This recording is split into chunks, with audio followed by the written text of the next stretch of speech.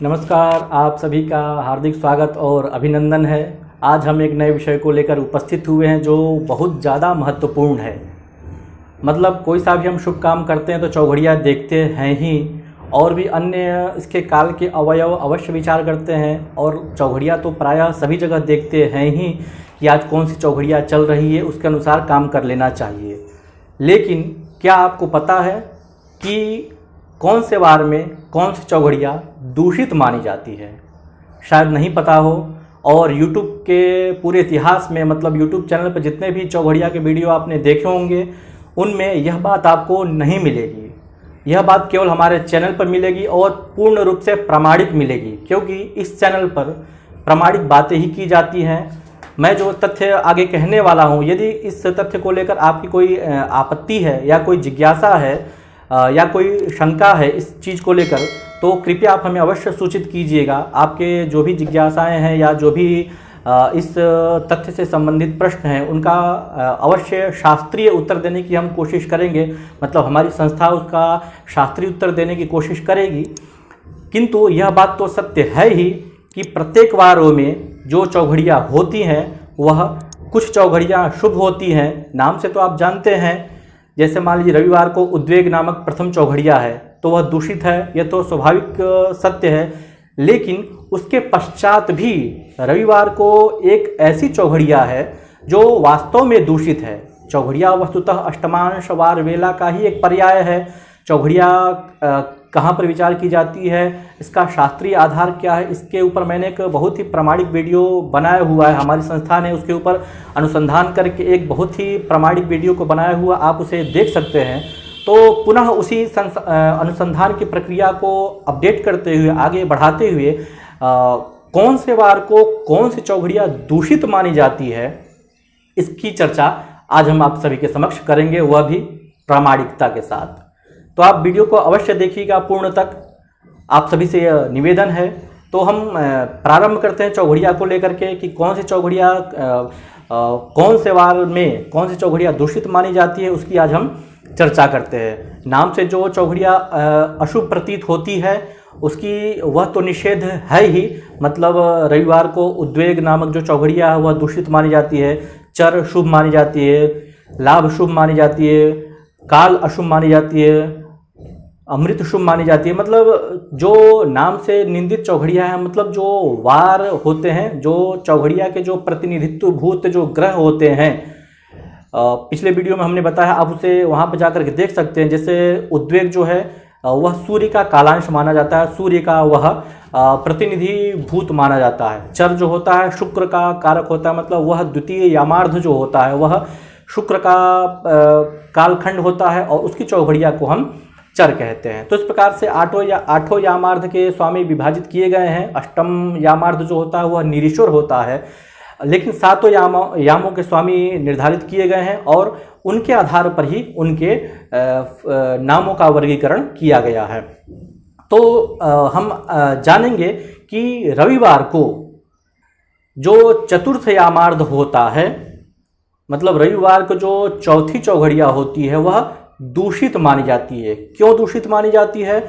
तो वह यामार्ध का खंड जो है वही दूषित होता है। इसके पहले वाले वीडियो में आपने देखा होगा कि यामार्ध के ऊपर हमने चर्चा की थी, मतलब प्रहरार्ध के ऊपर चर्चा की थी, वार वेला के ऊपर चर्चा की थी। है तीनों एक ही चीज, नाम अलग अलग है। तो कौन से वार में कौन सा प्रहरार्ध दूषित होता है, इसकी चर्चा हमने की थी। मतलब रविवार को जो चौथा प्रहरार्ध होगा वह दूषित माना जाता है कि वारस त्रिघ्नोष्टभिस्तष्ट सैक स्यादर्धयाम का जो सूत्र आचार्य रामदेवक ने बताया हुआ है, उस सूत्र के आधार पर रविवार को जो चौथा जो प्रहरार्ध होगा वह समस्त शुभ कर्मों में त्याज्य होता है। तो उसी के आधार पर रविवार को जो चौथी चौघड़िया बनेगी, क्योंकि वह भी यामार्ध ही है।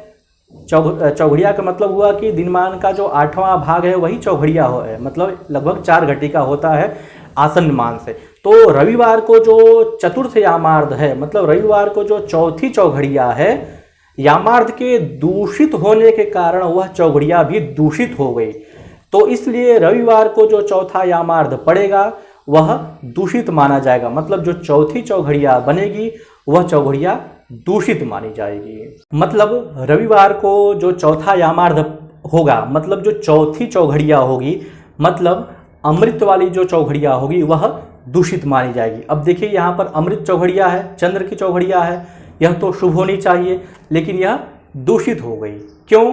क्योंकि वह यामार्ध का खंड ही हमारा दूषित हो गया, इसलिए वह चौघड़िया हमारी दूषित हो गई। अभी तक शायद लोगों को यह पता नहीं हो कि रविवार को जो अमृत की चौघड़िया है वह दूषित मानी जाती है, लेकिन हमने उसको आप सभी के समक्ष शास्त्रीय प्रमाणों के साथ उपस्थापित किया है।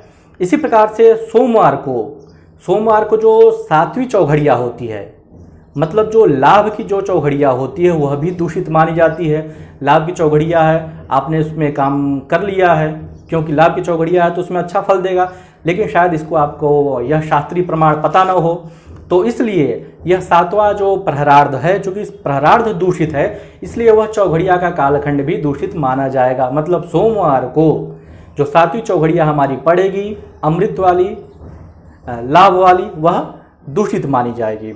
इसी प्रकार से मंगलवार को दूसरा प्रहरार्ध, दूसरा यामार्ध दूषित माना जाता है, तो मंगलवार को जो दूसरी चौघड़िया हमारी पड़ती है वह होती है उद्वेग की, तो इसलिए उद्वेग जो है दूषित माना गया है मंगलवार को। वस्तुतः उद्वेग अपने आप में वैसे ही उद्वेग में कार्य नहीं करना चाहिए, क्योंकि वह सूर्य का कालांश होता है।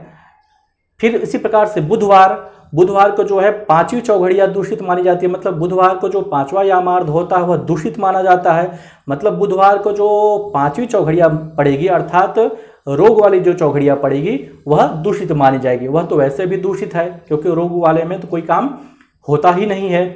इसी प्रकार से गुरुवार को जो आठवीं चौघड़िया पड़ेगी वह भी दूषित मानी जाएगी। मतलब आठवां जो यामार्ध होगा वह दूषित माना जाएगा। क्यों दूषित माना जाएगा? क्योंकि उसकी जो चौघड़िया होती है वह शुभ होती है, तो यामार्थ दूषित होने के कारण वह चौघड़िया दूषित मानी जाती है। इसी प्रकार से शुक्रवार को जो तीसरी चौघड़िया पड़ेगी, मतलब अमृत की जो चौघड़िया पड़ेगी वह दूषित मानी जाएगी। मतलब तीसरा जो यामार्ध होगा दूषित होने के कारण चौघड़िया हमारी दूषित हो जाएगी। पुनः इसी प्रकार से शनिवार को जो छठवां यामार्ध है, छठवां प्रहरार्ध या छठवीं वार वेला जो है वह दूषित मानी जाती है, तो उसी के आधार पर शनिवार को जो छठी चौघड़िया है, मतलब लाभ की चौघड़िया है, वह दूषित मानी जाती है। तो इसलिए आप सभी से निवेदन है कि चौघड़िया का तो विचार आप करते हैं, वस्तुतः चौघड़िया मुख्य रूप से यात्रा में ही विचार की जाती है, लेकिन यात्रा के अतिरिक्त अन्य समस्त शुभ कर्मों में भी इसका विचार करना चाहिए, ऐसा शास्त्र का निर्देश प्राप्त होता है। हमने वीडियो बनाया हुआ, आप वहाँ पर देख सकते हैं। तो आपने जाना कि कौन से वार में कौन सी चौघड़िया दूषित मानी जाती है। क्यों दूषित मानी जाती है? क्योंकि वह प्रहरार्ध हमारा दूषित है, इस कारण से वह चौघड़िया भी हमारी दूषित हो गई। यह कहीं से भी अशास्त्रीय नहीं है, कहीं से भी अप्रामाणिक नहीं। यदि अप्रामाणिक है तो आप उसको कमेंट बॉक्स में जरूर सूचित कीजिएगा, उस पर विचार किया जाएगा कि यह कहाँ से अप्रामाणिक है। क्योंकि जब हमारा वह यामार्ध दूषित हुआ तो उस यामार्ध में पड़ने वाले जितने भी अवयव हैं, मतलब उसके जो भी तत्तुल्य अवयव हैं, वह सभी दूषित माने जाएंगे। कुलिक, कंटक, कालवेला इत्यादि जो अवयव हैं वह दिन के षोडशांश विभाग से होते हैं, लेकिन जो यामार्ध होते हैं वह दिन के अष्टमांश से होते हैं, और चौघड़िया भी हमारी अष्टमांश से ही निर्धारित होती है।